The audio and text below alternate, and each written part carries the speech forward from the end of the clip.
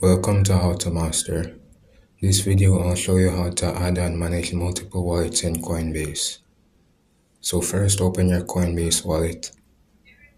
Then you'll see address 1 at the top. Tap on that arrow. Then you'll see add and manage wallets. So tap on that. And then here you can create a new wallet or import a wallet if you had another one. So we're just going to create a new one. Continue. You can choose to back it up on Google Drive or manually. I'll do it on Google Drive. Then you can choose an account or add one to put this new wallet on. So I'll go this one. Then you'll just have to go ahead and sign in with it.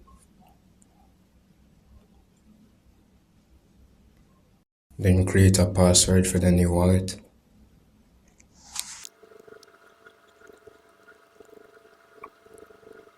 Then enter your passcode to unlock the wallet.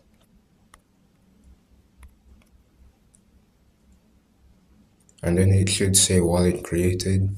So if you go back up here, you should have more than one wallet.